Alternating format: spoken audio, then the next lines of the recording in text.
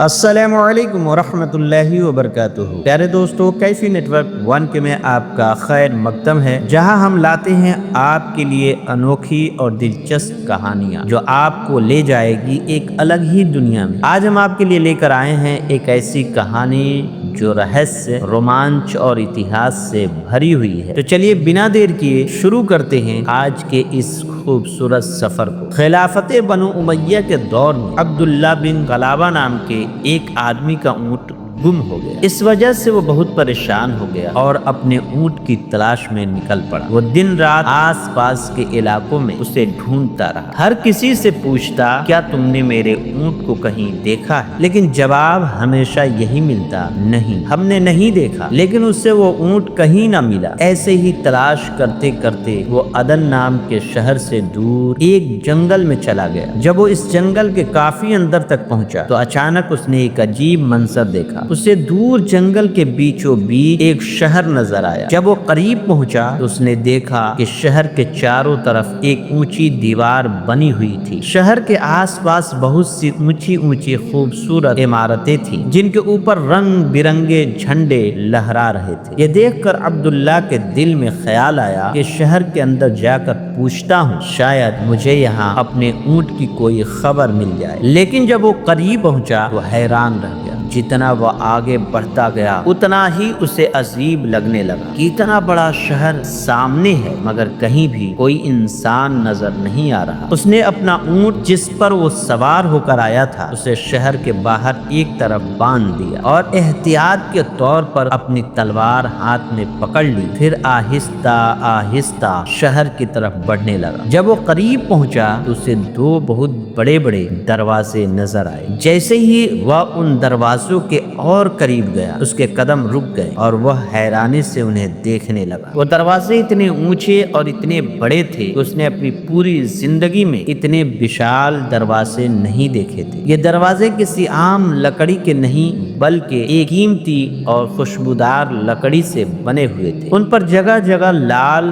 اور زرد یاقوت جڑے ہوئے تھے جن کی روشنی سے پورا دروازہ جگمگا رہا تھا۔ وہ ہمت کر کے اندر داخل ہوا۔ جیسے ہی اس نے اندر قدم رکھا اس کی آنکھیں حیرت سے کھلی کی کھلی رہ گئی۔ جو منظر اس نے وہاں دیکھا وہ اس کی سوچ سے کہیں آگے تھا۔ پورے شہر کے اندر بڑے بڑے محل اور شاندار عمارتیں بنی ہوئی تھی۔ یہ کوئی عام مکان نہیں تھے بلکہ سونے، چاندی اور قیمتی پتھروں سے بنے ہوئے محل تھے۔ دیواریں خالص موتیوں سے جگمگا رہی تھی۔ یاقوت اور جمرید کے پتھروں کی چمک چاروں طرف روشنی پھیلا رہی تھی۔ ان عمارتوں کے پیلر زبرجد اور سرخ یاقوت کے پتھروں سے بنے ہوئے تھے۔ محلوں کے اوپر جگہ جگہ کھڑکیاں تھیں جو سونے اور چاندی سے بنی تھی اور موتیوں سے سجی ہوئی تھی۔ ان محلوں کے آس پاس شاندار باغات تھے۔ ہر طرف ہرے بھرے درخت کھڑے تھے جن پر ہر طرح کے پھل لگے ہوئے تھے اور ان درختوں کے نیچے نہریں بہ رہی تھی۔ یہ سب کچھ دیکھ کر عبداللہ بہت پریشان ہو گیا۔ پھر اس نے سوچا کہ شاید یہ وہی جنت ہے جس کا اللہ نے اپنے نیک بندوں سے وعدہ کیا ہے۔ وہ خوشی سے کہنے لگا، اے اللہ، تیرا شکر ہے کہ تو نے دنیا ہی میں مجھے جنت دکھا دی۔ پھر اس نے اس قیمتی پتھروں اور موتیوں کو اکھاڑنے کی کوشش کی لیکن بہت ہی تھوڑے سے نکالنے میں کامیاب ہوا کیونکہ وہ بہت مضبوطی سے جڑے ہوئے تھے۔ اس نے یاقوت اور جمرید کے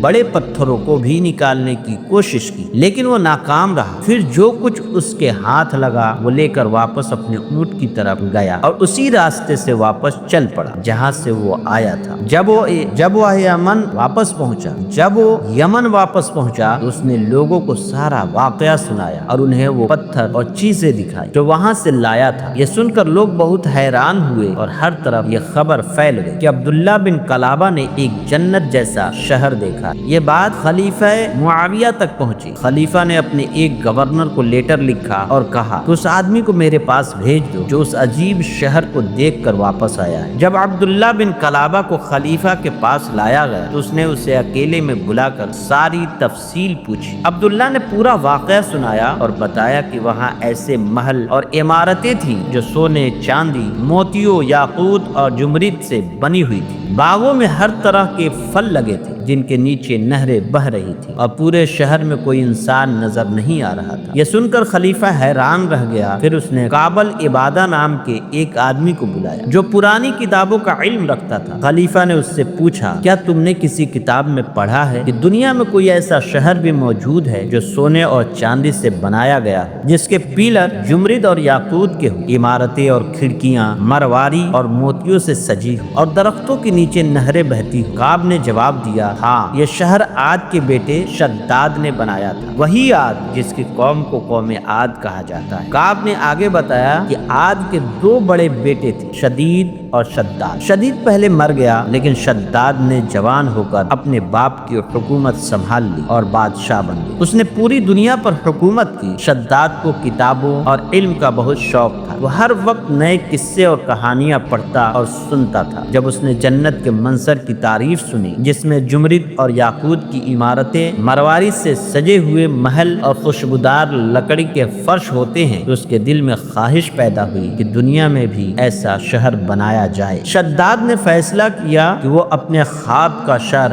हकीकत में बनाएगा। उसने 100 आदमियों को चुना और उन्हें हुक्म दिया कि शानदार शहर की तामीर करें। उन 100 में से हर एक आदमी के साथ 1000 मजदूर भी मुकर्रर किए गए ताकि काम जल्दी मुकम्मल हो। शद्दाद ने उनसे कहा, एक जंगल में सबसे अच्छी और बेहतरीन जमीन तलाश करो और वहाँ मेरे लिए ऐसा शहर बनाओ जो सोने, चांदी और कीमती पत्थरों से बना हो। यह हुक्म सुनकर वो लोग हैरान रह गए। उन्होंने सोचा, इतना ज्यादा सोना, चांदी और कीमती पत्थर कहाँ से आए? एक आदमी ने हिम्मत करके शद्दाद से पूछा, बादशाह सलामत, इतना सारा सोना, चांदी और कीमती पत्थर कहाँ से आए? शद्दाद मुस्कुराकर बोला, शायद तुम नहीं जानते, दुनिया के सारे मुल्क मेरे कब्जे में, हर मुल्क में मेरा बंदा भेजो और वहाँ के सोने और चांदी के खजानों में से जितना काम आए ले। इस तरह वो लोग 10 साल तक हर मुल्क से कीमती सोना, चांदी और पत्थर जमा करते रहे। फिर अगले 300 साल तक वो शहर बनता रहा। जब शहर की तामीर मुकम्मल हो गई तो लोगों ने शद्दाद को खबर दी कि काम खत्म हो गया है और शहर बिल्कुल वैसा ही बन गया है जैसा वो चाहता था। शद्दाद ने फिर हुक्म दिया कि उस शहर के चारों तरफ एक दीवार बना ताकि कोई भी आसानी से अंदर ना आ सके और उस दीवार के चारों तरफ हजारों दरख्त लगाओ ताकि शहर की खूबसूरती और बढ़ जाए। लोगों ने शद्दाद के हुक्म के मुताबिक सब कुछ तैयार किया। जब सब काम मुकम्मल हुआ तो उन्होंने दोबारा उसे खबर दी कि हर चीज अपने मुकाम पर है और शहर तैयार है। शद्दाद ने फिर हुक्म दिया कि लोगों से कहो इस शहर की तरफ जाने की तैयारी करें। लोग 10 साल तक सफर के लिए सामान और जरूरी चीजें तैयार करते रहे। फिर शद्दाद अपने लश्कर के साथ रवाना हुआ। रास्ता बहुत लंबा था, लेकिन वो इस जन्नत जैसे शहर को देखने के लिए बहुत बेचैन था। लेकिन जब वो इस शहर के करीब पहुंचा और सिर्फ एक रात का सफर बाकी था तो अल्लाह ने आसमान से एक गरजदार आवाज भेजी। ये आवाज सुनकर शद्दाद और उसके तमाम साथी फौरन हलाक हो गए। ना वो खुद शहर में दाखिल हो सका और ना उसके साथियों में से कोई दाखिल हो सका। फिर काब ने बताया कि मेरे इल्म के मुताबिक नबी अकरम सल्लल्लाहु तआला अलैहि वसल्लम के जमाने के बाद एक आदमी इस शहर में दाखिल होगा जिसके बाल सुर्ख रंग के होंगे और उसका कद छोटा होगा। वो अपने ऊंट की तलाश में शद्दाद की इस जन्नत तक जा पहुंचेगा और फिर उसके अंदर दाखिल होगा। जब खलीफा ने अब्दुल्ला को काब के सामने बुलाया तो काब ने एकदम से कहा, खुदा की कसम, यही वो आदमी है जिसकी निशानियां बताई गई हैं। और इस तरह शद्दाद अपनी उस जन्नत को देख भी न सका जिसे वो कई 100 सालों तक बनवाता रहा। दोस्तों, कैसी लगी आपको ये रहस्यमयी कहानी? अगर आपको ये कहानी पसंद आई हो तो कैफी नेटवर्क 1K को लाइक करें और कमेंट बॉक्स में जरूर हमें बताएं कि आपको ये कहानी कैसी लगी। और हमारे चैनल को सब्सक्राइब करना न भूलें और हाँ, बेल आइकन दबाना भी न भूलें ताकि हमारी हर नई कहानी आप तक सबसे पहले पहुंचे। तो मिलते हैं अगली बार एक नई कहानी के साथ। तब तक के लिए आप हमें इजाजत दें। अल्लाह हाफिज।